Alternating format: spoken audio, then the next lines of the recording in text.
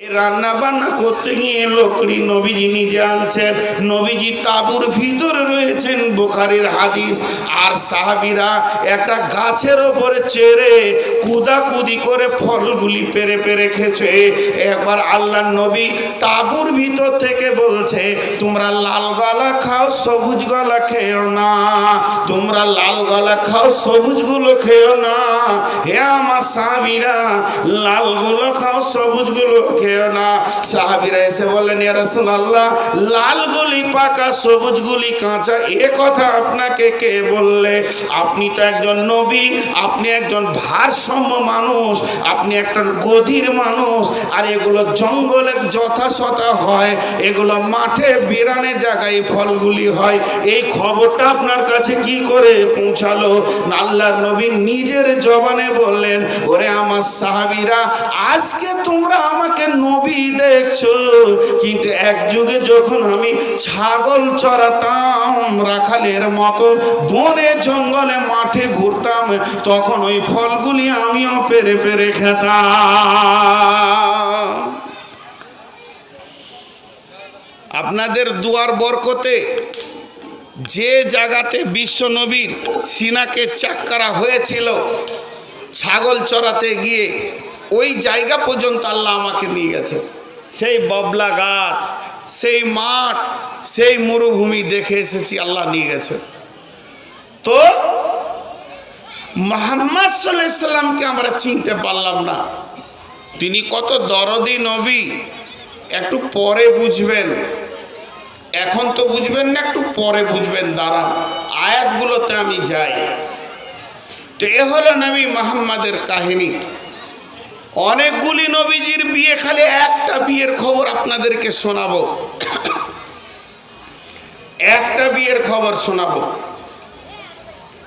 আবু তালেব মনে মনে চিন্তা করছে, ভাতিজাটা বিয়ে দেওয়ার মতো হয়ে গেছে, 24-25 বয়স হয়ে গেল। ছোট থেকে আগে কষ্ট করে করে করে করে এই পর্যন্ত নিয়ে আসলাম, এখন বিয়েটা দিয়ে দিব, আমার দায় খালাস, একটা ব্যবসা ট্যাবসা করবে, থাকবে। তো আম্মা জান খাদিজার সঙ্গে তার বিয়ে ঠিক হচ্ছে। আপনারা শুনে থাকবেন ক্যাসেটে, এটাও লম্বা করব না, ছোট করে বলবো। আমি আয়াতে যেতে চাইছি তাড়াতাড়ি করে। আম্মাজান খাদিজার খবর পেল, আবু তালেবকে এসে কেউ বলল, তোমার ভাতিজার জন্য কাজ খুঁজছো? বলে জি। বলে মক্কাতে একটা সম্ভ্রান্ত ঘরের মেয়ে আছে, দেখতে অতি সুন্দরী, অনেক মালের মালিক, সে লোককে কাজ দেয়, দেখো তো তোমার ভাতিজাকে দেয় কিনা। তার একটা স্বামী তালাক দিয়েছে, আর একটা মরে গেছে। তো ঠিক আছে, যাব। সকালবেলায় উঠে ভাতিজাকে বলছে, ভাতিজা রে চ, একটা কাজের খবর পেয়েছে। চাচা ভাতিজা চলল, ঘরের ভিতরে ঢুকেছে। সে যুগে তো পর্দা ছিল না, খাটিয়াতে বসতে দিয়েছে। বিশ্বনবী মাথা নামো করে বসে আছে, তো মাথা তুলে না, লাজুক লাজুক। আবু তালেব কথা শুরু করলো, বেটি খাদিজা, খাদিজা মা, তুমি নাকি সবাইকে কাজ দাও? জি। তো আমার এই ভাতিজাটা এতিম, ও পেটে থাকতে ওর বাপ মরেছে, 6 বছর বয়সে মা মরেছে, আমার কলি মানুষ হলো, এখন ওর একটা বিয়ে শাদী আর একটা কাজ, তাকে কাজটা করুক, তারপরে বিয়ে দিব। তো ওকে কিছু কাজ দিবে তুমি? আম্মাজান খাদিজা তাওরাতের পণ্ডিত ছিলেন, এটা জেনে রাখেন, মূর্খ ছিলেন না।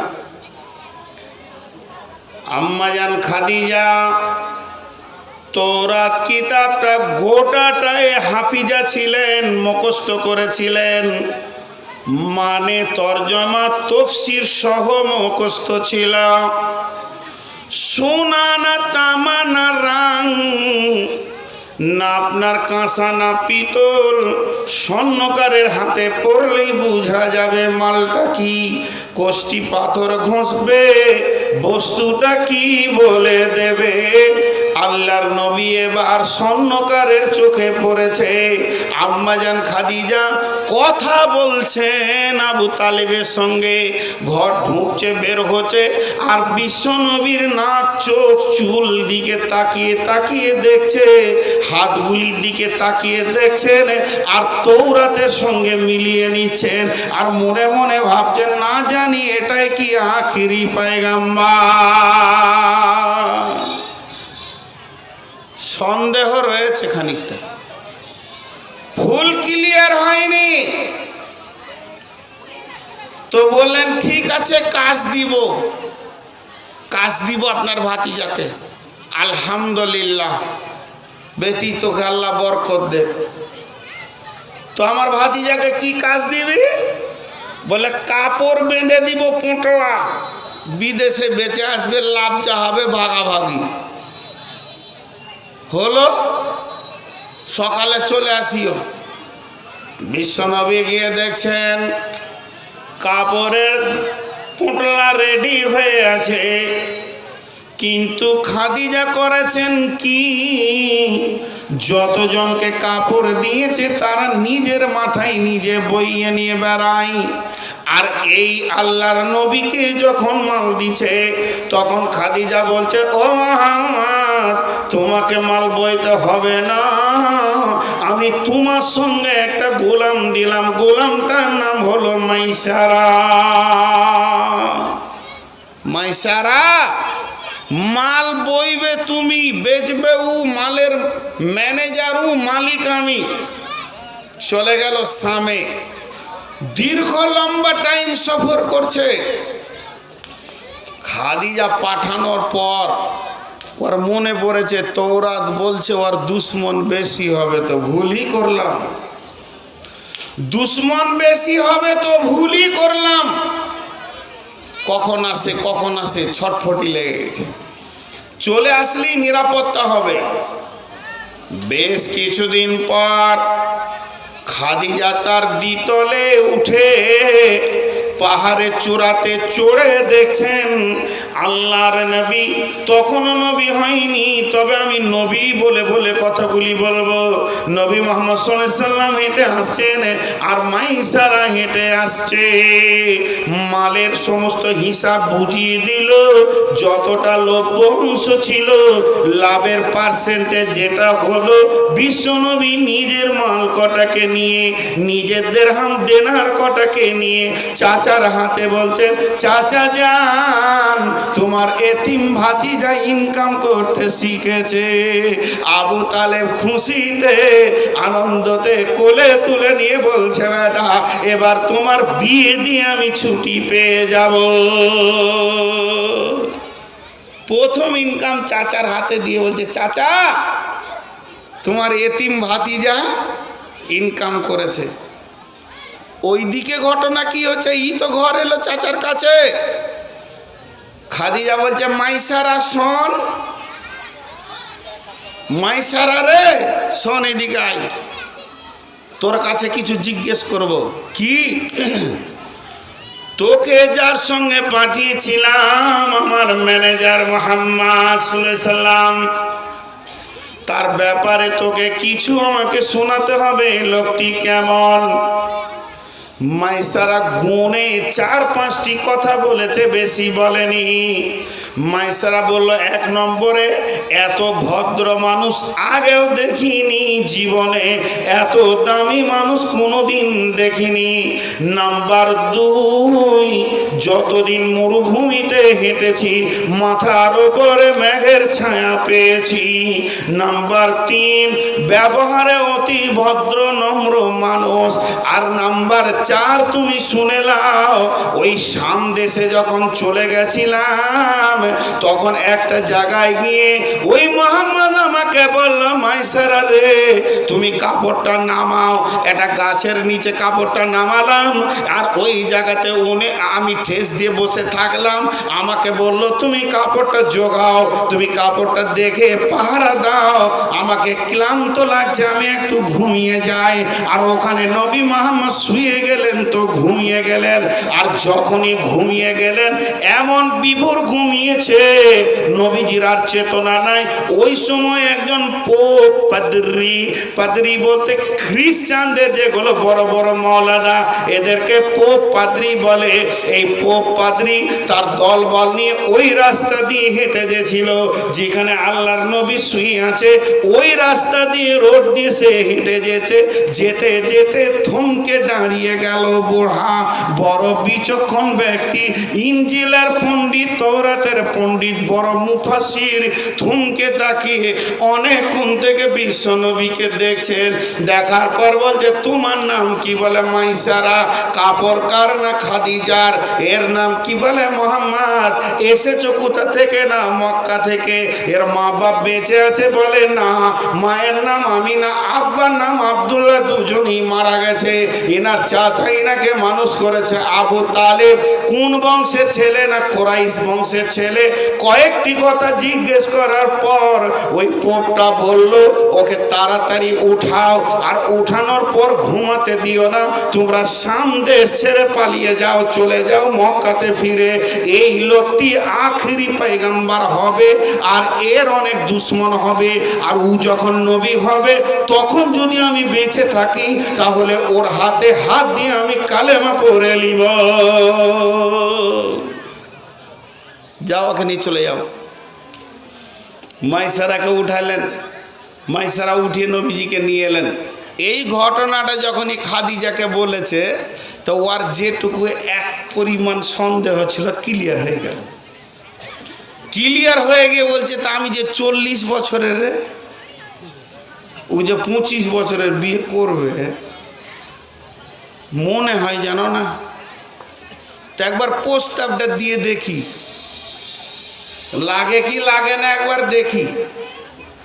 আবার মনে হচ্ছে যে আমার বয়স 40, আমার একটা স্বামী মরেছে, একটা তালাক দিয়েছে, আরও একবারে নবযুবক, চাঁদের মতো চেহারা, কবুল করবে রে না। আচ্ছা প্রস্তাব দিতে কি আছে? নাপিসাকে ডাকলো, দাদিও হচ্ছে বাঁদিও হচ্ছে। নাপিসাকে ডেকে বলছে একটা খবর পৌঁছাইতে হবে। বলে কি? আমার বিয়ের প্রস্তাব আবু তালেবের কাছে নিয়ে যাও, মোহাম্মদকে বিয়ে করব। আবু তালেবকে গিয়ে বলছে বিয়ের খবর নিয়ে এসছি। বলে কার? বলে মোহাম্মদের। কার সঙ্গে রে বেটি? খাদিজা। হ্যাঁ, ও দম আটকে গেছে। খাদিজা বিয়ে করবা? রাজার বেটি, এত মালের মালিক, লোককে চাকর রাখে, আমার এতিম ভাতি যাওয়ার কিছুই নেই। বলছে জি, ও নিজে বলেছে। আবু তালেব তুই না চিনলে কি হবে? সোনা চিনে নিয়েছে স্বর্ণকার। প্রস্তাব দিল তো নবীজিকে জিজ্ঞেস করছে আবু তালেব, বেটা মোহাম্মদ রে, তোকে খাদিজা প্রস্তাব দিয়েছে? তো নবীজি হাও বলেননি, নাও বলেননি, ঘাটটা নিচে করে মুচকে হাসলেন। তো আবু তালেব বুঝে নিলেন যে রাজি আছে। ডেট করে বিয়ে দিয়ে দিলেন। আমার আল্লাহ কি বলছেন চলেন আয়াতে যাই। নবীজির যদি এরকম জীবনী ধরতে শুরু করে দিয়েছে সবে না। আমার আল্লাহ বলছেন লাকাদ কানা লাকুম ফি রাসূলিল্লাহি উসওয়াতুন হাসানা। লাকাদ কানা লাকুম ফি রাসূলিল্লাহি উসওয়াতুন হাসানা। ওরে পৃথিবীর মানুষরে, আমি তোমাদের জন্যে আমার প্রিয় নবীকে উত্তম নমুনা করে পাঠালাম। উত্তম নমুনা। কিয়ামতের মাঠে আমার যেগুলো জান্নাত যাবে আমার নবীর সঙ্গে তাদের মেল থাকতে হবে। উত্তম নমুনা করে পাঠালাম। জি, তিনি কত দামি মানুষ ভাইরা আমার শুনেলেন, তিনি আমাদেরকে কত ভালোবেসেছেন। আল্লাহ তাবারাক ওয়া তাআলা পৃথিবীর বুকে সব থেকে বড় ইবাদত দিয়েছেন কি? সব থেকে বড় ইবাদতের নাম কি? জি বলেন, সব থেকে বড় ইবাদত কি? নামাজ। সলাতের থেকে বড় ইবাদত পৃথিবীর বুকে আর নাই। নামাজকে সলাতকে সলাত বলা হয়েছে, সলাতকে মেরাজুল মুমিন বলা হয়েছে, সলাতকে আফজালু জিকির আকবার বলা হয়েছে, সলাতকে আফজালু জিহাদ বলা হয়েছে। সলাতের 7খানা নাম মুহাম্মদ শরীফে এসেছে, এক একটা নামের ব্যাখ্যা এক একটা আছে। অতএব বন্ধুরে, নামাজের মতো দামি ইবাদত আর নাই। তার কারণগুলো অনেক রয়েছে, 5-6টা, মাত্র 2টি কারণ বলবো। এই কোরআনে যতগুলি হুকুম এসছে, কে নিয়ে এসেছে? যে ফেরেশতাটার নাম কি? জিবরাইল আমিন। সকলে একবার জোরে বলেন জিবরাইল আমিন। কোরআনে যত হুকুম এসেছে নিয়ে এসছে জিবরাইল আমিন। যেদিন মেয়েদের পর্দার হুকুম আনে তো জিবরাইল এলো, যেদিন সুদ হারাম হলো তো জিবরাইল এলো, যেদিন মদ হারাম হলো তো জিবরাইল এলো, কালেমা নিয়ে আসলো আসমান থেকে তো জিবরাইল এলো, হজের হুকুম নিয়ে আসলো জিবরাইল এলো, রমজানের মতো রোজার হুকুম নিয়ে আসলো তো জিবরাইল এলো। অর্থাৎ কোরআনে যত হুকুম আছে সমস্ত হুকুম জিবরাইল আমিন এনেছে। কিন্তু একটা ইবাদত এমন আছে সেখানে আল্লাহ ফেরেশতাকে ব্যবহার করলেন না, সেটা হলো নামাজ। আল্লাহ যখন নামাজ দেওয়ার ইচ্ছা করলেন তখন জিবরাইলের সাথে বর্রাক পাঠিয়ে নবীকে মেরাজে নিয়ে গিয়ে নিজের হাতে দান করলেন। এরই নাম হচ্ছে নামাজ। নামাজ জিবরাইল আনেনি, আল্লাহর নবী নিজে গিয়ে হাতে হাতে নিয়েছেন, এমন ইবাদত। তো ওই নামাজ আজও পর্যন্ত আল্লাহ বান্দা বান্দা আল্লাহ, এখানে মাঝে কোনো ফেরেশতা নাই। মানুষ যখন নামাজে দাঁড়িয়ে যায় সে আল্লাহর সঙ্গে বান্দা আল্লাহ, আল্লাহ বান্দা। এখানে কোনো ফেরেশতার কাজ আজও নেই। এর নাম হলো নামাজ। তা এই নামাজটা বিশ্বনবী কোথায় পেয়েছিলেন? মেরাজে। কোথায় পেয়েছিলেন? সকলে বলেন কোথায় পেয়েছিলেন? এবার আমি একটা দোয়া বলবো, আপনারা আমার সঙ্গে সবাই বলেন তো, মুখ খুলেন। যদি রসুলকে ভালোবাসেন, আল্লাহকে ভালোবাসেন তো মুখ খুলেন। মেয়েরা আসতে বলেন, আপনারা জোরে বলেন। আত্তাহিয়াতু লিল্লাহি ওয়াসসালাওয়াতু ওয়াত-তাইয়িবাতু আসসালামু আলাইকা আইয়ুহান নাবিয়্যু ওয়া রাহমাতুল্লাহি ওয়া বারাকাতুহু। আসসালামু আলাইনা ওয়া আলা ইবাদিল্লাহিস সালিহিন। জোরে বলেন, আশহাদু আল্লা ইলাহা ইল্লাল্লাহু ওয়া আশহাদু আন্না মুহাম্মাদান আবদুহু ওয়া রাসূলুহু। এর আসল তথ্য জানেন? জি শোনেন। ধরেন এই ডোররাতে আমার বন্ধুর বাড়ি, তো আমি নেমেছি আপনাদের এইখানে ঠাকুরবাড়ি মোড়ে, যে টোটোতে আসছি, খালি হাতে আসবো? জোরে বলেন, খালি হাতে আসবো? বিশ্বনবী বলছেন, তিরমিজি শরীফের হাদিস, যখন তুমি মেহমানের বাড়ি যাবে, কুটুম বাড়ি যাবে, ছেলেদেরকে খুশি করার জন্য হাদিয়া নিয়ে যাও। ফল টল, মিষ্টি, চকলেট, চিপস নিয়ে যাও, বিস্কিট, কেক। ছেলেরা খুশি হবে, মামা এসছেন, খালু এসছেন, নানা এসছেন, আমাদের জন্য খাবার এনেছেন, খুশি হবে। আর বাড়ির লোককে বলছে, যখন মেহমান পৌঁছাবে তোমার ঘরে যে খাবার আছে ওটা দাও, পরবর্তীতে তুমি একটু ওর সম্মানের জন্যে একটা মাছ মাংস ডিম একটা কিছু খাবার বানাও। কত সুন্দর ইসলাম। তো আমি ওখানে নেমেছি, এবারে 2 কেজি আপেল নিয়ে চলে আসছি বন্ধুর বাড়ি। আর দরজায় আসার পর খটখট করে দরজায় ধাক্কা দিলাম, আর ও বের হয়ে এসে বলছে কোথা বাড়ি তোমার? হে, ওর ঘর ঢুকতে মন যাবে। আরে বলেন তো তখন আমি বলবো এই পাশের বাড়ি খোঁজ করতে, যে আপনার গাড়িতে ধাক্কা দিয়ে দিয়েছি, কিছু মনে করিয়েন না। কেটে পড়তে হবে। কিছু মানুষ কিছু ভাষা বলতে গিয়ে ভুল করে। আমি বর্ধমান হসপিটালে সিঁড়িতে নামছি, একজন বলছে কেমন আছেন? আচ্ছা, ওটা জিজ্ঞেস করার কথা। হাসপাতালে লোক থাকলে তাকে জিজ্ঞেস করা আছে কেমন আছেন, বরং বলেন যে কি হয়েছে, এখানে কেন? তো ঘটনা আছে, কিছু ব্রেন দিয়ে বুঝতে হয়। তো এবার বলেন, আল্লাহ তার নবীকে বলেছেন হাবিবি,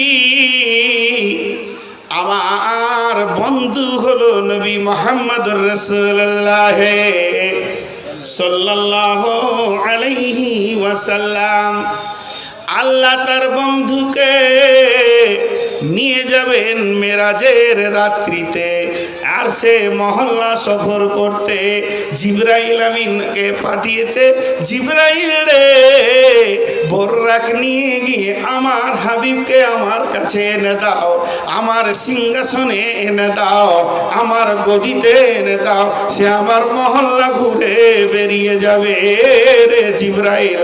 জিবরাইল বোররাক নিয়ে নবীকে নিতে হাজির হয়ে গেছেন। নবীজিকে উঠালেন, আম্মা জান আয়েশার বিছানায় ছিলেন। নবীজি উজু করলেন, সুবহানাল্লাযী আসরা বিআবদিহি লাইলাম মিনাল মসজিদিল হারামি, হারাম মসজিদে কাবাতে জিবরাইল দাঁড়ালেন, বোররাককে বাঁধলেন, 2 রাকাত নামাজ পড়লেন, ইলাল মসজিদে আকসা বাইতুল মুকাদ্দাসে 2 রাকাত নামাজ পড়লেন। এরবার ঊর্ধ্বগমনে শুরু হয়ে গেছে। 1 আসমান, 2 আসমান, 3 আসমান, 4 আসমান, 5 আসমান, 6 আসমান, 7 আসমান, অনেক ঘটনা মধ্যখানে ঘটে গেল, কোনটাই আমি বললাম না। এবার 7 আসমানের পর আল্লাহ রাব্বুল আলামিন জিবরাইল আমিন বলছেন, ইয়া রাসূলুল্লাহ, এটা হলো সিদরাতুল মুনতাহা, এটা আমার বর্ডার, এখান থেকে আমি যেতে পারবো না। যত কথা বা কথন আল্লাহর সঙ্গে তার কুদরতে আমার এখানেই ঘটে যাবে, অতএব আপনি এরপরে আল্লাহর কাছে যান। নবীজি বলছেন, জিবরাইল রে, আমি কেমন করে যাব? বলে সেটা আল্লাহর বিষয়ে, আল্লাহ আপনাকে তার ক্ষমতায় নিয়ে যাবে। এমন সময় নবীজি বলছেন, যেমন মেঘে কুয়াশা হয় ওই রকম আমাকে কুয়াশাতে ঘিরে নিল। আর যখনই আমি কুয়াশার ভিতরে ঢুকে গেলাম, কিছুক্ষণ পরে আমি নূরের তাজাল্লি দেখতে পেলাম। আম্মা জান আয়েশা বলেন, ইয়া রাসূলুল্লাহ, আপনি কি আল্লাহকে দেখেছেন? বলে আমি আল্লাহকে দেখিনি, তবে নূরের তাজাল্লি দেখেছি। এবার আল্লাহর সঙ্গে বান্দা, বান্দার সঙ্গে আল্লাহ, নবী মুহাম্মদ সঙ্গে আল্লাহর কথা চলছে। আর আরশের ফেরেশতারা 8 জন পায়া ধরে দাঁড়িয়ে আছে। একজন আর একজনকে বলছে কত ভালোবাসে রে, নিজের জায়গাতে এনেছে। আর একজন বলছে চুপ করে দেখ, ভর ভর করে বকিস না।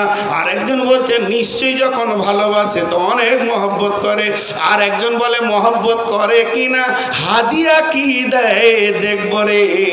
নবীজি যেদিন বিদায় নিতে শুরু করেছে, আল্লাহ রাব্বুল আলামিন বলছেন, ও নবী মুহাম্মদ, আমি তোমার জন্য হাদিয়া রেখেছি 50 ওয়াক্তের নামাজ।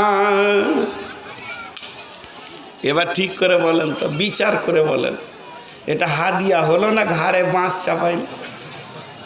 হ্যাঁ, ঠিক করে বলেন তো, হাদিয়া হলো না ঘাড়ে বাঁশ চাপাইলে? আসছে তো মুসা আলাইহিস সালাম বারবার ঘোরালো, ঘটনাগুলো বলতে যে সময় নষ্ট করছি না। ঘুরিয়ে ঘুরিয়ে 5 ওয়াক্ত হলো। যখন 5 ওয়াক্ত হলো তো নবীজি চলে আসছেন ফাইনাল। আল্লাহ পেছন থেকে ডাক দিয়ে বলছে, ও মুহাম্মদ হাবিবি, হে আমার বন্ধু মুহাম্মদ শুনে যাও, তোমার উম্মতকে বলে দিও তারা যেন 5 ওয়াক্তের নামাজ কায়েম করবে। তারা যদি 5 ওয়াক্ত নামাজ পড়তে পারে, আমি আল্লাহ নিজের দয়াতে 50 ওয়াক্তের নেকি দিব। যাও, আমি আমার ওয়াদায় ঠিক থাকলাম। যাও। আচ্ছা, এটা বাস হলো? ঠিক করে বলেন তো। ডোররাতে আপনার সঙ্গে আমার বন্ধুত্ব বেড়ে গেছে খুব, ছাড়তে মন দিয়েছে না। গত বছরে বাংলাদেশে জালসা করে যখন এয়ারপোর্টে ঢুকবো গেটে, তো 2-3 আমাকে এমন করে ধরেছে, কোটিপতি মানুষ তারা গো, ছাড়তে এসছি এয়ারপোর্টে, আর ডুকরে ডুকরে কাঁদছে, পুলিশ টুলিশ সব দেখছে। যে কে রে বাবা, এত পাগলা কেন এরা? জি, আপনাদের এখানে রানী সংকলের একটা ছেলে আছে, বলে হুজুর আপনি যেদিন ঘর যাবেন চোরের মতো যেন জানো, আমাকে বলিয়েন না যে চলে গেলাম। আপনি ইন্ডিয়া চলে গেছে শুনলে আমি 3 দিন খাই না। মহব্বত। তো এবার বলেন, আমি ডোররাতে কাউকে ভালোবেসেছি, চলে যাচ্ছি বর্ধমান, ও আমাকে একটা ক্যামেরা দিচ্ছে হাদিয়া, একটা রেডিও দিচ্ছে হাদিয়া, একটা ধরেলেন ছোট্ট মতো কিছু মাল দিচ্ছে, জগ গ্লাস হাদিয়া, আর একটা মোবাইল দিচ্ছে হাদিয়া। যে কোনো একটা নিতে হবে। কোনটা ভালো? কোনটা ভালো বন্ধুত্বের জন্যে? মোবাইলটা। ঘন ঘন কথা হবে, ঘন ঘন কথা হবে। বন্ধুত্ব রাখার জন্য মোবাইল ভালো। তার মানে আল্লাহ বলতে চাইছেন, ওরে আমার বন্ধু রে, তুমি পৃথিবীতে চলে যাবে, যত ঘন নামাজ পড়বে, সাজদা করবে, আমি আল্লাহ তোমার সাজদার জায়গায় যাব। তোমাকে এত ভালোবাসি, আমি চাইছি তোমাকে দিনে 50 বারের মোলাকাত করব। তাহলে এটা মহব্বত হলো কি হলো না? আমরা 5 ওয়াক্ত নিয়েছি। এবার বলেন যে দোয়াটা পড়ালাম, সালাতটা মেরাজুল মুমিন কেন? মুমিনের জন্য মেরাজ থেকে এসেছে, আজও মেরাজুল মুমিন। আজও এই তারিখে যারা এসা পড়েছেন, ফজর পড়বেন, তিনি মেরাজ সফর করছেন। কেন? আর একবার আপনারা আমার সঙ্গে একটু সাউন্ড করে দোয়াটা পড়েন। আত্তাহিয়াতু লিল্লাহি ওয়াসসালাওয়াতু ওয়াত-তাইয়্যিবাতু আসসালামু আলাইকা আইয়ুহান নাবিয়্যু ওয়া রাহমাতুল্লাহি ওয়া বারাকাতু আসসালামু আলাইনা ওয়া আলা ইবাদিল্লাহি সালিহিন আশহাদু আল্লা ইলাহা ইল্লাল্লাহু ওয়া আশহাদু আন্না, জোরে বলেন, মুহাম্মাদান আবদুহু ওয়া রাসূলুহু। মা বোনেরা, তাহলে বিশ্বনবী কি নিয়ে গেছিলেন আল্লাহর কাছে? বন্ধুর বাড়ি গেলেন, তো কি নিয়ে গেলেন? আপনাদের কাছে খবর আছে? ল্যাংচা। ল্যাংচা আল্লাহ ল্যাংচা খাবে? তাহলে চমচম নাহলে আপেল কি নিয়ে গেছিলেন? যখন সিদরাতুল মুনতাহাতে জিবরাইল নবীজিকে ছেড়ে দিলেন আর বললেন, ইয়া রাসূলুল্লাহ, আল্লাহর কুদরতে আল্লাহর কাছে চলে যান। নবীজি বলতে শুরু করলেন, আত্তাহিয়াতু লিল্লাহি ওয়াসসালাওয়াতু ওয়াত-তাইয়্যিবাতু। এই পর্যন্ত নবীজি বললেন, আত্তাহিয়াতু লিল্লাহি ওয়াসসালাওয়াতু ওয়াত-তাইয়্যিবাতু। আল্লাহ রাব্বুল আলামিনের নবী বলছেন, আমার জানের, আমার মালের, আমার মানসিকতার, আমার ইচ্ছায় যতগুলি ইবাদত করেছি, যতগুলি সাজদা করেছি, যতগুলি রুকু করেছি, যত দান খয়রাত করেছি, তসবিহ করেছি, সমস্ত ইবাদতটুকু আল্লাহ তোমাকে হাদিয়া করে দিলাম। কি দিলেন? জান মালের ইবাদত কাকে দিলেন? আল্লাহ তো ল্যাংচা চমচম নেবেন না, সাজদা নেবেন, রুকু নেবেন, দান খয়রাত নেবেন, সব দিয়ে দিলাম। এবার আল্লাহ বলছেন, আসসালামু আলাইকা আইয়ুহান নাবিয়্যু। কেউ কেউ বলেন আসসালামু আলাইকা ইয়া আইয়ুহান নাবিয়্যু। এবার আল্লাহ উত্তর দিচ্ছেন, ও নবী রে, আমার শান্তি তোমার উপরে ঢেলে দিলাম। এবার বলেন, ইনি দিলেন ইবাদত, আল্লাহ দিলেন শান্তি। আমি আপনার ঘরের দরজায় গিয়ে বলবো আসসালামু আলাইকুম, আপনি বলবেন ওয়ালাইকুম সালাম।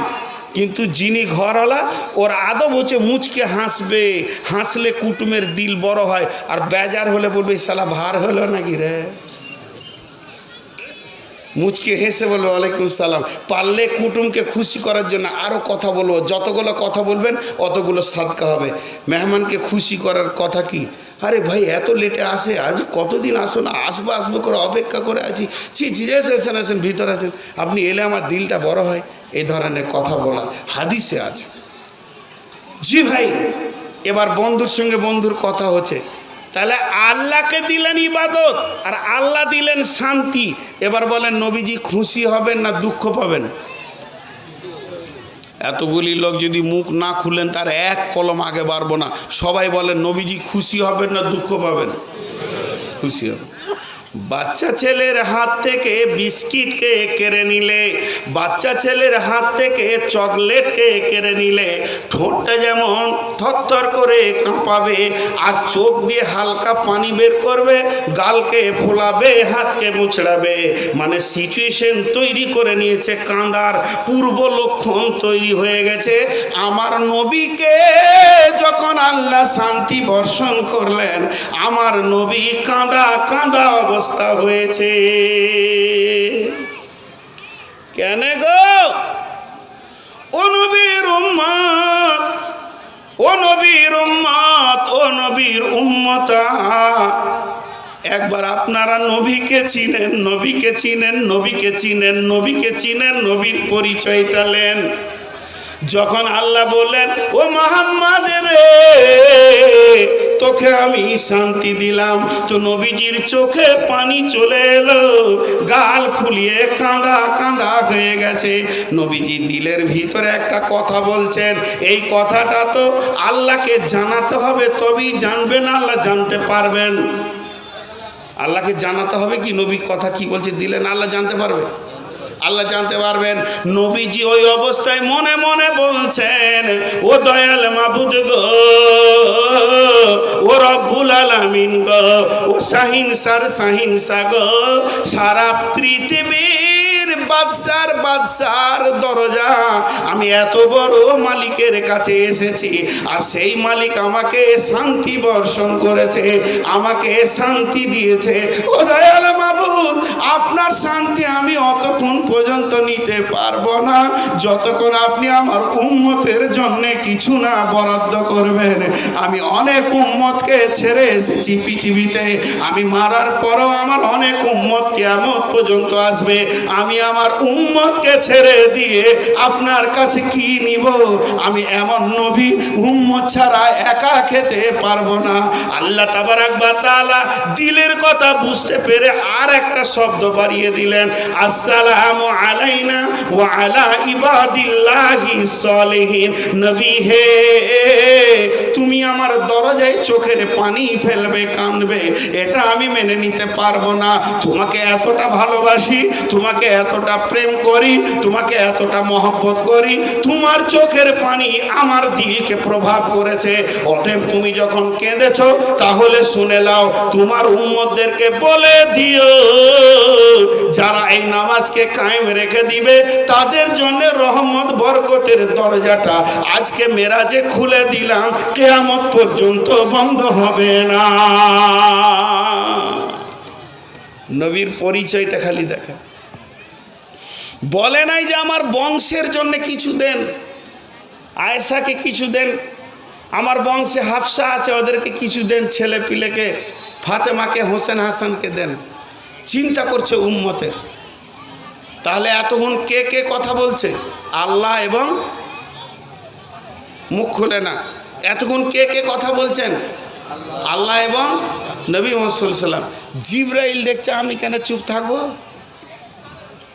জিবরাইল তখন শুরু করে দিলেন, আশহাদু আল্লা ইলাহা ইল্লাল্লাহু ওয়া আশহাদু আন্না মুহাম্মাদান আবদুহু ওয়া রাসূলুহু। আমি জিবরাইল সাক্ষী দিচ্ছি আল্লাহ ছাড়া কোনো ইলাহ নাই, নবী মুহাম্মদ সাল্লাল্লাহু আলাইহি সাল্লাম আল্লাহর প্রেরিত গোলাম এবং রাসূল। এটা আমরা নামাজে পড়ি কি পড়ি না? জি, আমরা নবীর পরিচয়টা আসলে পাইনি।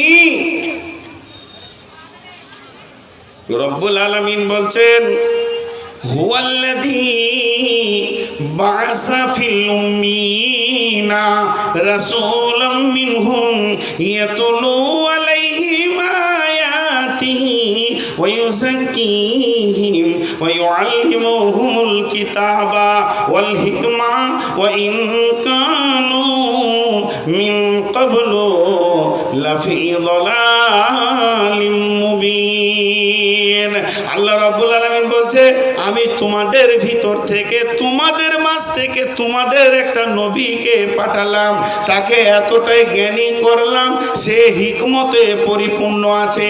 তোমাদেরকে কিতাব শিখাবে, আল্লাহর কালাম শিখাবে, হিকমত শিখাবে, ও তোমাদেরকে পবিত্র করবে, ওয়াইযাক্কিহিম তোমাদেরকে পবিত্র করবে, বেদাতগুলোকে ধুয়ে ধুয়ে সুন্নতের পানিতে গোসল করিয়ে তোমাদেরকে পবিত্র করবে। তোমাদের কাছে শিরকের মতো নোংরা তোমাদের গায়ে লেগে আছে, এগুলোকে তৌহিদের পানিতে ধুয়ে ধুয়ে তোমাদেরকে পবিত্র করবে। ওয়া ইউআল্লিমুহুমুল কিতাবা ওয়াল হিকমা ওয়া ইন কানু মিন ক্বাবলু লাফি যালালিম মুবিন। এর পূর্বে তোমরা ছিলে অন্ধ নিমজ্জিত, জালালার ভিতরে, গুমরাহির ভিতরে। আমার নবী তোমাদেরকে নূরের আলোতে তার দিকে ডেকে ডেকে, তার হাতে আমি দিয়েছি সিরাজাম মুনীরা, এই আলোর দিকে ডেকে ডেকে তোমাদেরকে হেদায়েতের রাস্তায় দাঁড় করাবে।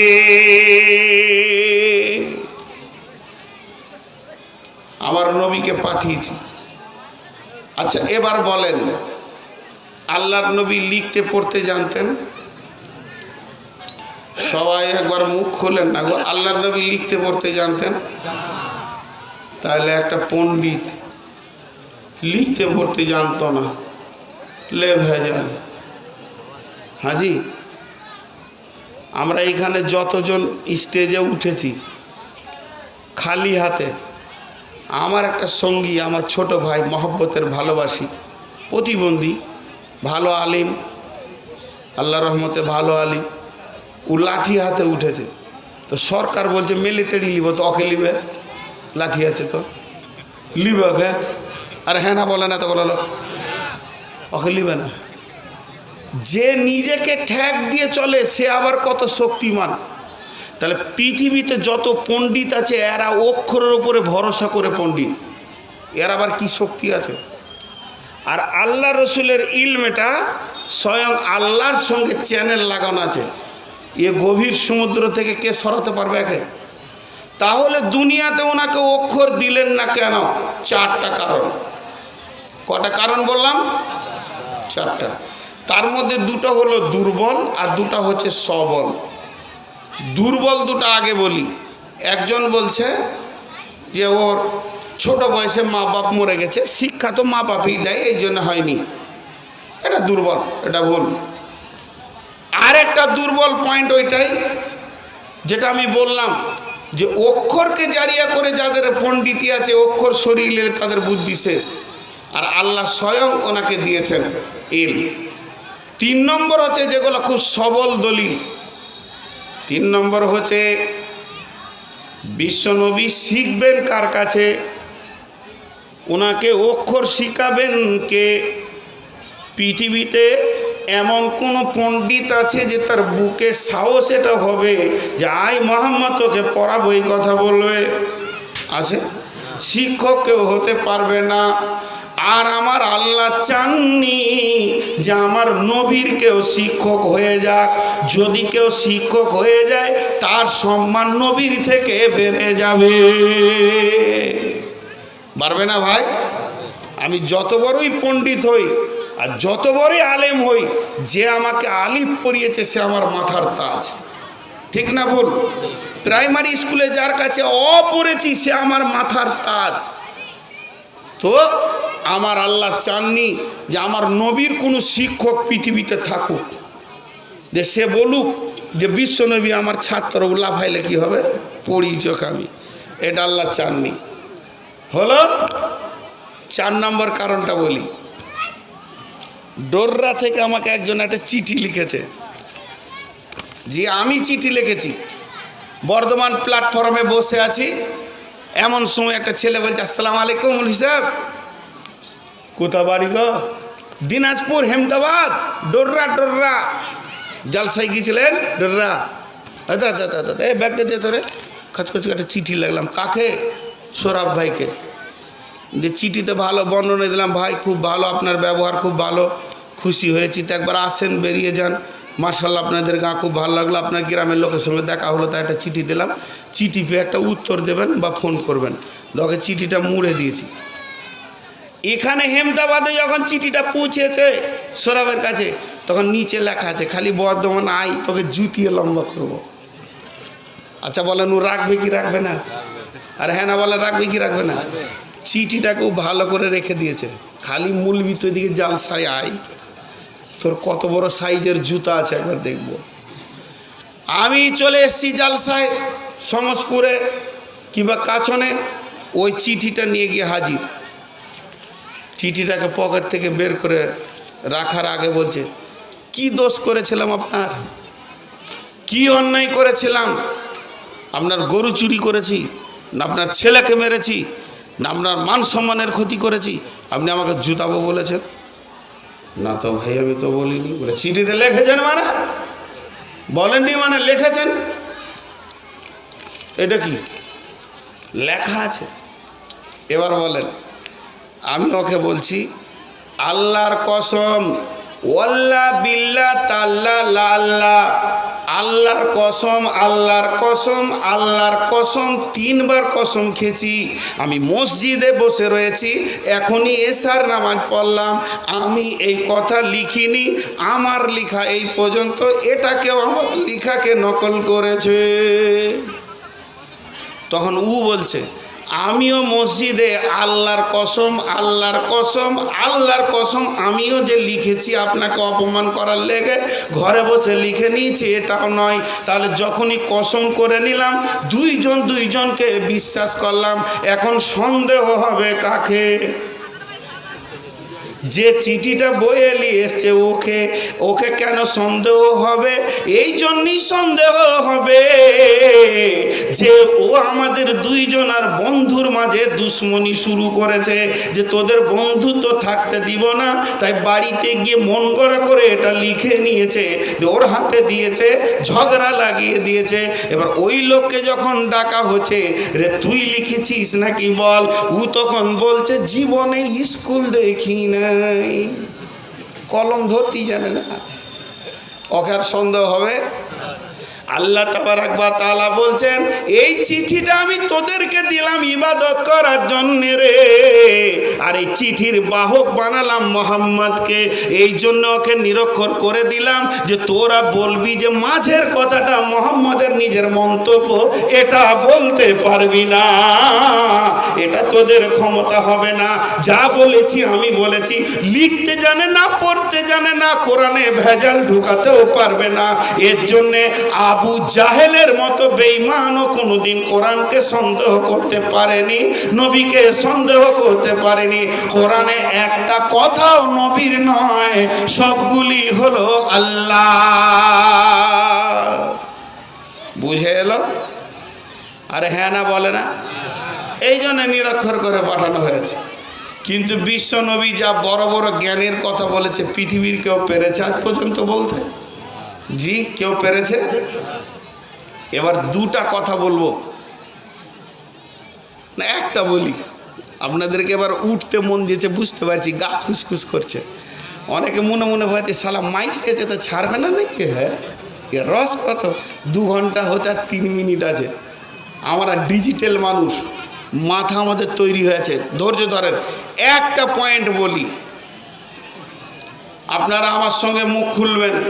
আল্লাহ রসুল এই হাদিসগুলোর উপরে আফসোস করেছেন। মা বোনেরা কিছু কিছু মুখ খুলেছে, কিছু কিছু হাঁটছে, হাঁটু যাক। আপনারা আমার কথা শোনেন। বিশ্বনবী সাহাবীদেরকে লক্ষ্য করে বলছেন, হাদিসটা হযরতে জাবের রাদিয়াল্লাহু তাআলা আনহু বর্ণনা করছেন। আল্লাহর নবী বলছেন, রে আমার সাহাবীরা তোমরা বলো পশ্চিম গগনে সূর্য ডুবে কোথায় যায়? হয়ে গেল, কথা শেষ। পশ্চিম দিকে সূর্য যখন ডুবে তখন সূর্য কোথায় যায়? সাহাবীরা বললেন, আল্লাহ ভালো জানেন, রসুল ভালো জানেন। নবীজি বললেন, রে আমার সাহাবীরা তোমরা দেখলে সমুদ্রে ডুবে গেল না, সূর্য আল্লাহকে সাজদা করে, আর সাজদা করে দ্বিতীয় দিন উঠার জন্যে পারমিশন নেয়। আল্লাহ যখন পারমিশন দেয় আবার দ্বিতীয় দিন পূর্ব দিকে উঠে। যেদিন আল্লাহ বলবে সূর্য রে তুই রুখে যা, পূর্ব দিকে যেতে হবে না, সেদিন পশ্চিম দিকে উঠবে। ইজা তুলইস শামসু মিনাল মাগরিবি হা, ইজা তুলইস শামসু মিনাল মাগরিবি হা, পশ্চিম দিকে সূর্য উঠে যাবে, কিয়ামত হয়ে যাবে। কে বলেছেন? এতগুলো লোক মুখ খোলে না, কে বলেছেন? এবার আসেন বিজ্ঞানের যুগ, মোবাইলটা নেন, এমনি করে ফোন টিপেন। এখন কটা বাজলো? 11টা। আপনি মোটামুটি সুদানে কেউ যদি আছে ফোন টিপেন, বলে মাগরিব এখনো পড়িনি। আমেরিকায় ফোন লাগান, বলে এই মাত্র নাস্তা করছি, বেলা 10টা বাজছে। তাহলে সূর্য আছে না নাই পৃথিবীতে? 24 ঘন্টা যদি আপনি সূর্য দেখবো মনে করে টিভি চালু করেন, তো 24 ঘন্টা সূর্য দেখতে পাবেন। তাহলে আল্লাহকে সাজদা করে যে দ্বিতীয় দিন উঠার লেগে পারমিশন লাই। কথাটা কেমন লাগছে? এবার বলেন, 24 ঘন্টা আপনার দুটো চামড়ার চোখ সূর্য দেখছে, আর হাদিস বলছে ও আল্লাহর আরশে গেছে সাজদা করছে দ্বিতীয় দিন উঠার লেগে, কোনটা ঠিক? এবার ভেজালে পড়েছে। চামড়ার চোখে আপনি সূর্য দেখছেন, যেমন আমাকে দেখছেন আর আমি আপনাদেরকে দেখছি, ওই রকম সূর্য দেখছেন। আর আল্লাহ বলছে ও, আর নবীজি বলছে ও আরশে গেছে সাজদা নিতে। এখন বলেন কোনটা ঠিক? ওটা আপনার ইমানে বলছেন, আর না বললে লোকে বলবে সালাম মাথা মোটা আছে ওই লেগে বলছেন, কিন্তু ভিতরে বলছে তাই তোরে, ভেজালটা কোথায়? এবার বলেন, ছোট্ট একটা উদাহরণ দিব, কিন্তু উদাহরণ দেওয়ার আগে রসুলের আফসোসটা আগে বলবো। নবীজি একদিন আফসোস করছেন দুটি বিষয়ে। সাহাবীরা প্রশ্ন করলেন, ইয়া রাসূলুল্লাহ আপনি দেখতে পাবেন না, আপনার উম্মত দেখতে পাবে, এর জন্য আপনি আফসোস করছেন, তবে দেখতে পাবেন না তার জন্য করছেন নাকি? নবীজি বললেন, না, আমি যেমন দেখতে পেয়েছি না, আমার উম্মত যদি দেখতে না পেত তো ভালো হতো, আমার উম্মত দেখতে পাবে এর জন্য আফসোস হচ্ছে। বলে কি সেটা বলে দেন। বলে ওই যে গাইটা দেখছো, গায়ের পাছাতে একটা লেজ ঝুলছে, এই লেজটার মতো চাবুক থাকবে, অর্থাৎ শাসন থাকবে, কিন্তু শাসনটা চেঞ্জ হয়ে যাবে। দোষী ব্যক্তি গায়ে হাওয়া দিয়ে ঘুরবে, আর নির্দোষী জেলে বসে বসে মার খাবে। কোর্ট চলবে, আদালত চলবে, থানা চলবে, প্রশাসন সব ঠিক থাকবে, খালি আইনটা চেঞ্জ হয়ে গিয়ে দোষী ব্যক্তি মার খাবে, নির্দোষী ঘুরে বেড়াবে। আর দ্বিতীয় নম্বর আফসোস হচ্ছে, সরাসরি আমার কোনো হাদিসকে তারা চট করে বিশ্বাস করবে না, আর তাদের বিজ্ঞান যখন বলে দেবে যুক্তি দিয়ে, তখন হাদিসটাকে তারা গিলবে, তার আগে গিলতে পারবে না। আর সাহাবীদের ব্যাপারটা আলাদা ছিল। নবীজি বলেছে ওটাই ঠিক, ভেজাল মিটে গেল। ওদের মাথায় এমন ঢুকে গেছে, নবীজি বলেছে তো ওটাই ঠিক। আবু বাকারকে একজন কাপের মুখে হাত দিয়ে হাসছে, হাসতে হাসতে বলছে আমার পেটে গিঁড়া লেগে যাচ্ছে রে আঁকড়িতে। বলে কেন? বলে রাত্রিবেলায় বলে মেরাজ ঘুরে এসছে রসুল, তোদের নবী আরশে মহল্লা ঘুরে এসছে রে। তো আবু বকর একবার জিজ্ঞেস করলো, রসুল বলেছে তো? বুঝি হ্যাঁ, তাহলে ঠিক, আর কোনো ভেজাল নেই, ওটাই ঠিক। এরকম ইমান ছিল। আমাদের এই হাদিসটাকে গিলতে কষ্ট হচ্ছে, এবার একটু পানি মেরে দিই বিজ্ঞানের, কোঁচ করে গিলে নেবে সবাই, যে তাহলে রসুল ঠিক বলেছে। এটা রসুল আফসোস করেছে। বিজ্ঞানের পানি কেন নিবি, সরাসরি আমাকেই তুই সত্য বল। একটা ছেলে যদি ওর গাঁয়ের পাড়া প্রতিবেশীকে বলে যে আমার বাপকে বলো তো একটা সাইকেল কিনে দেবে, আর ও যদি সরাসরি নিজে বলে আব্বা সাইকেল নিব, দুটার মধ্যে পার্থক্য আছে না? তা রসুল এই জন্য আফসোস করেছে, তুই গাঁওয়ালাকে কেন বলতে যাবি, আমাকেই বল। তো ঠিক হয় এরকম। তো এবার গিলেন, আপনাদের এখানে ট্রেন যায়, সব ট্রেন রায়গঞ্জে দাঁড়ায়। তো রায়গঞ্জের কথা বাদ দেন, বাঙ্গাল বাড়িতে সব দাঁড়ায়, সব গাড়ি দাঁড়ায় না। যেমন দাঁড়ায় না কে, রাধিকাপুর দাঁড়ায় না। হ্যাঁ, যাই হোক, এখানে বললে তো বুঝতে পারবেন না। শামসিতে শতাব্দী দাঁড়ায় না, শামসিতে রাজধানী দাঁড়ায় না। আপনার কি না এই ট্রেনগুলি পার হতে পারে না? পারে বলেন? তাহলে কি স্টেশনে গাড়িটাকে দাঁড় করিয়ে ড্রাইভার, ট্রেনের পাইলট ড্রাইভার গিয়ে জিজ্ঞেস করে আছে স্টেশন মাস্টারকে যে যাব, হয় এরকম জিজ্ঞেস করে? ট্রেন রানিং আছে 200-250 কিলোমিটার গতিতে, তারপরেও জানে যে আমাকে ছোট স্টেশনে পারমিশন নিতে হবে। রাজধানী ছেড়েছে আপনার কিনা কিষানগঞ্জে, দান দান করে চলছে, কানকি পার হয়ে চলে যাচ্ছে। কানকি স্টেশনে অর্ডার না নিলে পেরোতে পারবে না, তার জন্য সিগন্যালের ব্যবস্থা করা আছে। দূরে থেকে দেখে নিল, সবুজ আছে মানে পারমিশন দিয়ে দিয়েছে, লাল আছে মানে পারমিশন পায়নি। ঠিক ওই রকম ঢাকাতে প্লেন উড়ান দিয়েছে, গোটা ভারতটা পার হয়ে প্লেনটা গিয়ে জেদ্দাতে নামবে। ওর পেটের নিচে পড়বে কলকাতা, পড়বে হায়দ্রাবাদ, পড়বে দিল্লি, পড়বে গোয়া, এতগুলি স্টেশন পড়বে, তারপরে ও সৌদি যাবে। তো যতগুলো প্ল্যাটফর্ম পার হবে প্রত্যেক জায়গায় সিগন্যাল উলিতেই থাকবে যে আমি চললাম, আমি পার হচ্ছি। প্রত্যেক জায়গায় ওকে সিগন্যাল দিবে, তো পেরিয়ে যাবে। তো সূর্য যে কক্ষপথে ঘুরছে, ও শামসুল কামার রবি হুসবান, চন্দ্র সূর্য নিজের হিসাবের গতিতে ঘুরছে। এই ঘুরতে এই কক্ষপথটা এমনভাবে সাজানো আছে, চাঁদের, সূর্য, নক্ষত্র, সমস্ত মাখলুক সৌরজগতে যতজন আছে এরা যত চক্র মারে, সূর্য ঘুরতে এমন একটা জায়গা আছে, ওই জায়গাতে আল্লাহর আরশের সিধা সিধি হয়ে যায়। ওখান থেকে আল্লাহ সবুজ সিগন্যাল দিয়ে যায়, সূর্য রে তুই চলে যা। যেদিন আল্লাহ লাল সিগন্যাল দিবে সেদিন সূর্য রুখে যাবে। বুঝে এলো? এর থেকে পণ্ডিত আবার কে আছে বিশ্বনবী থেকে? তো আমরা সব ভুলে বসে আছি।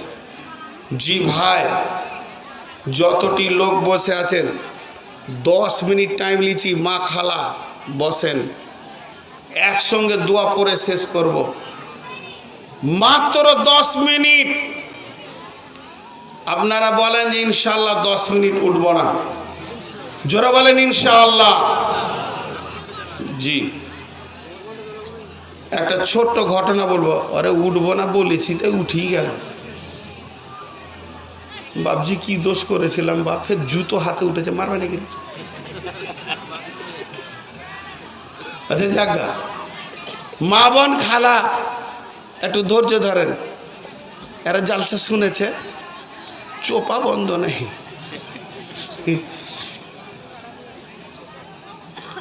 তখন থেকে তোর হিসাবে আমার নসিব ওই 20 টাকা হলো। হ্যাঁ, তোর মাকে শুধু তো তোকে দান করবে নাকি? আমি বাঁধা আছি, নিয়ে চলে যাবো, যা।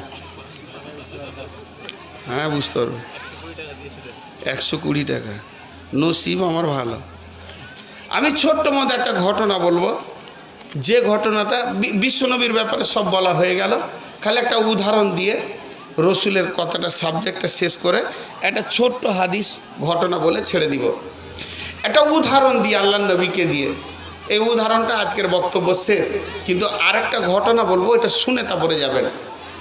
উদাহরণটা কি? পরশ পাথর নাম শুনেছেন? আমিও নাম শুনেছি কিন্তু কোনোদিন দেখিনি। তো পরশ পাথরের কাজ কি? এই স্ট্যান্ডটাতে লাগিয়ে দেবে, এটা সোনা হয়ে যাবে। টেবিলটাতে লাগাবে, সোনা হবে। বোতলটাতে এমনিকে টাচ করে দেবে, বোতলটা সোনা হয়ে যাবে। যার পরশে সব বস্তু সোনা হয়ে যায়, তো সোনার যদি 50,000 টাকা ভরি হয় তো পাথরটার দাম কত হবে? পাথরটার দাম কত হবে? কি বলছে 20 টাকা কেজি নাকি? সুবহানাল্লাহ, বিজ্ঞানী বসে আছে। আচ্ছা পাথরটার দাম কত হবে বলেন? ওর মূল্য মাপা বড় কঠিন, ওর মূল্য মেপে শেষ করা। তো এবার বলেন, আল্লাহর নবী মানব কুলের পরশ পাথর, বিশ্ব নবী মানব কুলের পরশ পাথর, বিশ্ব নবী মানব কুলের পরশ পাথর। চোর, লম্পট, দাগাবাজ, লুটেরা, বেঈমান, মাতাল, সুদখোর রসুলের পরশ পেয়েছে, রাদিয়াল্লাহু আনহু হয়ে গেছে। মুশরিক ছিলেন আবু বকর, জানের জম ছিলেন উমর, আর হযরত আব্দুর রহমান ইবনে আওফের ঘরে মদের ভাঁটি বসতো। হযরতে আনাস মদের জগে করে মদ খাওয়াতো। হযরত ইবনে আব্বাসের সুদের হযরত আব্বাস রাদিয়াল্লাহু তাআলা সুদের ব্যবসা ছিল। এই জঘন্য লোকগুলি রসুলের পরশ পেয়ে সোনা হয়ে গেছে। রসুলের চরিত্র মাপার ক্ষমতা পৃথিবীতে কোনো যন্ত্র নাই। হয়ে গেল শেষ। এবার ঘটনাটা আপনাদেরকে বলি, কেউ উঠবেন না। আচ্ছা মাঝে একটা ছোট্ট করে কথা বলে নি, জিহাদের ময়দান থেকে কে পালায়? হ্যাঁ, মুনাফিক। তা আমি আপনাদের কাছে 10 মিনিট টাইম নিয়েছি, কিন্তু আমি মুনাফিক বলবো না, ভেবে নিলেন খুব খারাপ কথা ওটা। 10টা মিনিট বসেন। আল্লাহ নবীর কাছে আলকামা বিন হারিস এলো। নবীজি বললেন, আলকামা বিন হারিস রে, আমি তোমাকে 5টা ওসিয়ত করছি, ওসিয়ত 5টা নেবে কি? আলকামা বিন হারিস বললেন, রাসূলুল্লাহ আপনার কাছে এসেছি শুধু কিছু নেওয়ার জন্যে। নবীজি বললেন, তাহলে শোনো, আমি 5টা কথা বলছি, তোমার ব্রেনের অ্যালবামে ভরে নাও। সে 5টা কি? যেটা তুমি খাবে না সেটা জমা করিও না। 2 নম্বরে বললেন, যেখানে তুমি যেখানে তুমি চিরদিন থাকবে সেইখানে মাল জমা করো। 3 নম্বরে বললেন, যেখানে তুমি থাকবে না ওইখানে বাসা বাঁধিও না, যেখানে চিরদিন থাকবে সেইখানে বড় বড় অট্টালিকা বানাও। আর 5 নম্বরে বললেন, ভবের মেলা শেষ করে তোমাকে যার কাছে যেতে হবে, যাকে তোমাকে হিসাব দিতে হবে, তাকে তুমি ভয় করো। ভাইরা, হযরত আবু হুরায়রা মদিনা মানবরাতে গাছের চারা নিয়ে এসে এমনি করে দিচার মাটি দিচার পানি ঢালছে। নবীজি বলছেন, আবু হুরায়রা রে কি করছো? আবু হুরায়রা বলছে, বাগান বানাচ্ছি ইয়া রাসূলুল্লাহ। নবীজি বলেন, আবু হুরায়রা এটা মদিনার মাটি, এখানে যদি তুমি বাগান বানাও গাছটা হতেও পারে মরে যেতেও পারে। তোমাকে এমন একটা জায়গাতে গাছ বানাতে বলবো রে হুরায়রা, বাগান বানাতে বলবো, তুমি বাগান বানাবে কি? তুমি এখান থেকে জান্নাতে বাগান বানাও যেখানে কোনো গাছ মরবে না। আরে আবু হুরায়রা, একটা গাছে 100 বছর ঘোড়াতে সওয়ার করে শেষ করতে পারবে না। নবীজি আবু হুরায়রা বলছেন, ইয়া রাসূলুল্লাহ দুনিয়া থেকে জান্নাতে কেমন করে গাছ বানাবো ও দয়ার নবী গো? নবীজি বললেন, তুমি আল্লাহর পবিত্র নাম নেবে, সুবহানাল্লাহ, আলহামদুলিল্লাহ, আল্লাহু আকবার বলবে। যতবার তুমি নাম নেবে তোমার নামে একটা গাছ লেগে যাবে। সেই নবী বলছেন, মান বানা লিল্লাহি মাসজিদান বানাল্লাহু লাহু বাইতান ফিল জান্নাহ, যে দুনিয়াতে মসজিদ বানাবে আল্লাহ তার জান্নাতে ঘর বানাবে। ও মা বোন আমার, মসজিদে আপনাদের ভূমিকা কি? বিশ্বনবীর জামানায় একটা মেয়ে প্রতি বৃহস্পতিবার রাত্রিতে অর্থাৎ বৃহস্পতিবার দিন গত রাত্রিতে অর্থাৎ শুক্রবার রাতে ক্ষীর পাঠাতেন, ক্ষীর রেঁধে পাঠাতেন একটা মেয়ে মসজিদ নবীর পাশে। একটা সাহাবী ছিলেন, সবাইকে হাসাতে পারত খুব, ওর কাজই ছিল হাসিয়ে দেওয়া। এমন কথা বলতো হাসিয়ে দিত। মঙ্গলবার দিন যদি নামাজ পড়ে রসুল সালাম ফিরেছে তো বলতো, আজকে বৃহস্পতিবার নাকি রে? তো সবাই ফিক করে হাসতো, মানে ক্ষীর খাবেও, বৃহস্পতিবার ক্ষীর আসবে। জি, আপনাদের মা বোনেরা দেয়? হ্যাঁ, তাহলে এখানে বৃহস্পতিবার করে আসতে হবে আমাকে ক্ষীর খেতে। আর মা বোনেরা শুনে নেন ভালো করে, মসজিদ আপনাদের ভূমিকা কি আছে। দয়ার নবীর জামানায় একটা মেয়ে মারা গেছে, নবীজি বলেন আমাকে খবর দিলে না কেন, মেয়েটি কোথায়? বলে ওকে আমরা দাফন করে দিয়েছি, আপনাকে খবর দিইনি। নবীজি বলেন তার কবরের কাছে নিয়ে চলো, আমি তার কবরের পাশে দাঁড়িয়ে মাগফিরাতের দোয়া করব। কেন কেন কেন? মেয়েটির কি আমল ছিল? ওই মেয়েটির আমল ছিল যখন লোকজন মসজিদে থাকতো না, মসজিদকে ঝেড়ে ঝুলকে ঝেড়ে পরিষ্কার করে কাপড় দিয়ে মুছে পরিষ্কার করে দিত। নবীজি কত খুশি হয়েছেন, মসজিদের আশপাশটাকে ঝাড়ু দিয়ে পরিষ্কার করে দিত। এর জন্য নবীজির মতো ব্যক্তি তার কবরের পাশে গিয়ে দোয়া করেছেন। বন্ধুরা আমার, হেপি চুল মাস্তান ছাড়া জামাই মানাই না। সুদের টাকা হলো ব্যাংকে ব্যবসা চাকরি করলে তাকেই জামাই করবে মানুষ। জামাই করবে কাকে? যে চাকরি পেয়েছে, টাকা আছে। সুদ করবে ইমান দাঁড়িয়ে পেচ্ছাপ করে গুলো দেখবে না। চয়েস করবে কাকে? যার টাকা আছে। বিশ্বনবী কাকে চয়েস করছেন? এসার নামাজ পড়তে গিয়ে দেখছে মসজিদে দীপ দীপ করে আলো জ্বলছে। আলো এতদিন জ্বলেনি, কে জ্বালালে? কে জ্বালালে? প্রথম আলো জ্বালিয়েছেন। এই যে সাহাবীটা দাঁড়িয়েছে, যে সাহাবীটা জ্বালিয়েছে, সে ভাবছে আমি ভুল করেছি, মাথা নামো করছে। নবীজি বলছেন যে জ্বালিয়েছে সে উঠে দাঁড়াও। সাহাবীটা উঠে দাঁড়ালো, বলে শোনো রে বুরাইদা, ওই সাহাবীটার নাম বুরাইদা, একটা মাটির বাটিতে চর্বি রেখে পুরাতন কাপড়ের ফলতে করে জ্বালিয়ে দিয়েছে, এটাই হলো আলো। নবীজি বলেন বুরাইদা রে, তুমি মসজিদে প্রথম আলো জ্বেলেছো, তুমি আমার দিলকে মনকে জয় করে নিয়েছো। আমার 4টা মেয়ের বিয়ে হয়ে গেছে, কোনোটা বিয়ে হতে যদি বাকি থাকতো, কিংবা 5 নম্বরে কোনো মেয়ে থাকতো, তোমার সঙ্গে বিয়ে দিয়ে আমি তোমাকে জামাই বানিয়ে নিতাম। দেখেন রসুলের চয়েস। বিশ্বনবী বলছেন রে পৃথিবীর মানুষেরা শুনে লাও। বিশ্বনবী বলছেন রে পৃথিবীর মানুষেরা শুনে লাও, যে কিয়ামতের ময়দানে সাবাতুন ইজুল্লাহুমুল্লাহু ফি জিল্লিহি ইয়ামুল্লা দিল্লা ইল্লা দিল্লাহু। 7 ব্যক্তি আরশের ছায়াতে থাকবে, তার মধ্যে 3 নম্বর হলো কে? 3 নম্বর হলো রাজুলুন কালবুহু মুআল্লাকুন বিল মাসাজিদি, যার দিলটা মসজিদে পড়ে আছে। এতগুলি মানুষ আপনারা বসে আছেন, ছোট্ট একটি কথা বলছি, আর বেশি টাইম নিব না। একজনও উঠবেন না, হাতগুলো ধরে বলছি। মা, খালা, বেটি, বোন উঠিয়েন না, একদম শেষ করে দিব এবার। আল্লাহর নবী তবুকের জিহাদে বললে যার কাছে যা আছে জমা করো। তো এলান শোনার সঙ্গে সঙ্গে নিজের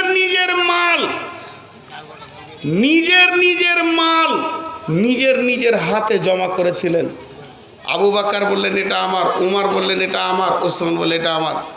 ভাই মাঝে 1 মিনিট একটা কথা বলি, মা বোন খালা সবাই শুনেন। আপনারা বলছেন আরো বলেন আলহামদুলিল্লাহ আলহামদুলিল্লাহ আলহামদুলিল্লাহ।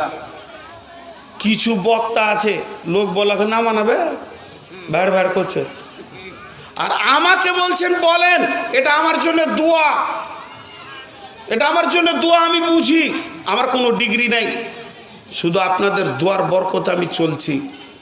কিন্তু ভাই আপনি জানেন না, আমাদের প্রতিদিন বক্তা হয়, লকডাউন জালসা চলে নাই, কিন্তু এলাকায় কোনো গ্রাম বাদ নাই। দাওয়াতে ঘুরতে ঘুরতে আর এসেছি প্রায় 350 কিলোমিটার দূর থেকে, আবার ফিরে যাব। একটা জালসার জন্য এসেছি। সৌরভ ভাইকে কয়েকবার বলেছিলাম যে আমাকে বাদ দিয়ে এলাকার কেনে করেন, বলে না আপনাকে লোক চাইছে আসেন। তো আবার অতটা রাস্তায় যাব, 2 ঘন্টাকে ক্রস করে দিয়ে 2 ঘন্টা হয়ে গেছে। আমি বলেছিলাম 2 ঘন্টা ছাড়া বেশি বলতে পারবো না। তো যাই হোক, কথাই হয়ে গেছে। আবার আসবো, আবার বলবো ইনশাল্লাহ। অত্র এলাকার লোক আমাকে ভালোবাসেন, আপনাদেরকে আমি ভালোবাসি। শুধু একটা সুন্নত আপনাদের কাছ থেকে পেতে চাইছি, মেয়েদের জন্য এখানে একটা বড় চাদর, আর পুরুষের জন্য এখানে একটা চাদর দেন। টেবিলটা সরিয়ে দেন, মেয়েরা টেবিল এখানে ফেলো। আপনাদের একটা কথা সবাই শুনেন, এটা অনেকবার বলেছি বলি আর ভঙ্গি করে বলছি না। আপনার কাছে চাদর পাঠালে যদি আপনি 100 টাকা দেন, 200 টাকার নেকি পাবেন। কেন? যে আপনি চাদরে দিয়েছেন, একটা সুন্নতকে মেনেছেন, এর জন্য আর একটা অফার পাবেন। আর আপনি উঠে এসে যদি দেন তাহলে 300 টাকার নেকি পাবেন। আপনি যে আল্লাহর জন্য উঠে এসেছেন এর জন্য আল্লাহ খুশি হবেন। আমার বান্দা আমার জন্যে হেঁটে গেছে, এর একটা অফার পাবেন। খালি হ্যাঁ, এইদিকে একটা চাদর লাগবে, কমিটির লোক কই? এখানে একটা চাদর লাগবে। আর এইটাকে আরো পিছিয়ে দেন, এটাকে আরো পিছিয়ে দেন। এখন কেউ উঠবেন না, আমি যখন বলবো তখন উঠবেন। এখন কেউ উঠবে না, থাক থাক, এখন কেউ উঠবেন না। আমি যখন বলবো দোয়া দিব, দোয়া শেষ হবে তারপরে উঠবেন। খালি একটা জিনিস দেখতে চাইছি, যিনি প্রত্যেকে 1000 টাকা করে দেবেন, না থাকে তো আপনি 1 টাকা দেবেন। সব বলে নিলাম, প্রত্যেকে 1000 টাকা করে দেন। যদি না থাকে আপনি 1 টাকা দেবেন। যার কাছে 1 টাকা নাই, গরিব মানুষ, জামাটা চেঞ্জ করে পরেছে, হঠাৎ পকেটে টাকা নেই, আমারও হয়ে যায়। ভেবেছি পকেটে টাকা আছে, ওই জামাটা পরে আসিনি, বাজারে গিয়ে দেখছি ইন্নালিল্লাহ কারো কাছে ধারলে কাজ করতে হয়। সে ঘটনাও যদি আপনার ঘটে থাকে, টাকা লাগবে না, কিন্তু চাদরে একবার হাত দিয়ে দোয়া দিবেন, আল্লাহ বরকত দাও। মা বোনদেরকে বলছি, এই কোণটাতে আপনারা নিজের টাকা সবাই ফেলবেন। যদি আপনার কাছে 1 টাকাও না থাকে, অন্তত এইখানে একবার হাতটা দিয়ে তারপর আপনি যাবেন, আর মুখে বলবেন আল্লাহ বরকত দাও।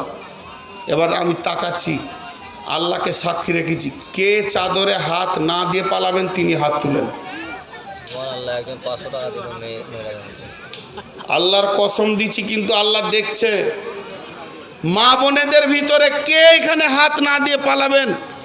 খালি সেই বলেন যে আমি পালিয়ে যাব। তাহলে সবাই ওয়াদা করছেন, মুসলমানের ওয়াদা কিন্তু পাকা ইমানদারের মতো হতে হবে। এখন আমরা দোয়া দিচ্ছি, আমি আপনারা সকলে আমিন বলেন। এখানে তো হাত তুলে দোয়া হয় না।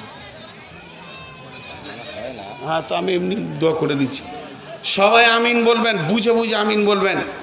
এই আল্লাহ, আজকে নবীজির জীবন উপলক্ষে যে আলোচনাগুলো হলো, তুমি আমাদের জীবনটাকে